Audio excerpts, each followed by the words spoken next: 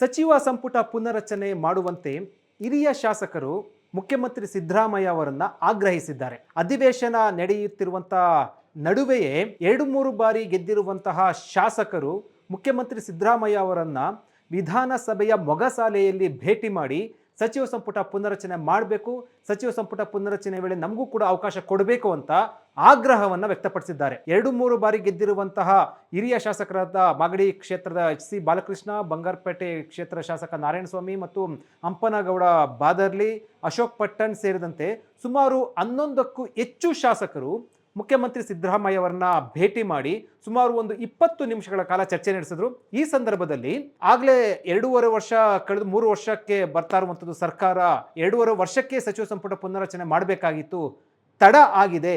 ಈಗಲಾದರೂ ಕೂಡ ಸಚಿವ ಸಂಪುಟ ಪುನರಚನೆ ಮಾಡಿ ನಿಷ್ಕ್ರಿಯ ಸಚಿವರನ್ನ ಕೈಬಿಟ್ಟು ನಮಗೆ ಅವಕಾಶ ಕೊಡಬೇಕು ಅಂತ ಆಗ್ರಹವನ್ನು ವ್ಯಕ್ತಪಡಿಸಿದ್ದಾರೆ. ಇದೇ ವೇಳೆ ಪಂಚರಾಜ್ಯಗಳ ಚುನಾವಣೆ ಮುಗಿದ ಕೂಡಲೇ ಅಂದ್ರೆ ಏಪ್ರಿಲ್ 1ನೇ ವಾರದಲ್ಲಿ ಅಥವಾ 2ನೇ ವಾರದಲ್ಲಿ ದೆಹಲಿಗೆ ಹೋಗಿ ಹೈಕಮಾಂಡ್ ನಾಯಕರನ್ನ ಭೇಟಿ ಮಾಡಿ ನಾವು ಸಚಿವ ಸಂಪುಟ ಪುನರಚನೆಗೆ ಆಗ್ರಹವನ್ನು ವ್ಯಕ್ತಪಡಿಸ್ತೀವಿ, ಹಕ್ಕೊತ್ತಾಯವನ್ನು ಮಾಡ್ತೀವಿ ಅಂತ ಮುಖ್ಯಮಂತ್ರಿ ಸಿದ್ದರಾಮಯ್ಯ ಅವರಿಗೆ ಶಾಸಕರು ನೇರವಾಗಿ ಹೇಳಿದರು. ಈ ವೇಳೆ ಅದು ನಿಮ್ಮ ಸ್ವಾತಂತ್ರ್ಯ, ನಿಮ್ಮ ಹಕ್ಕು, ನೀವು ನಿಮ್ಮ ಅಭಿಪ್ರಾಯವನ್ನು ಹೈಕಮಾಂಡ್ ಮುಂದೆ ಹೇಳೋದಕ್ಕೆ ನನ್ನ ಅಭ್ಯಂತರ ಏನಿಲ್ಲ, ನಾನು ಕೂಡ ದೆಹಲಿಗೆ ಹೋಗ್ತೀನಿ, ಆ ಸಂದರ್ಭದಲ್ಲಿ ಸಚಿವ ಸಂಪುಟ ಪುನರಚನೆ ಮಾಡ್ತೀನಿ ಅಂತ ಶಾಸಕರಿಗೆ ಭರವಸೆಯನ್ನು ಕೊಟ್ಟಿದ್ದಾರೆ.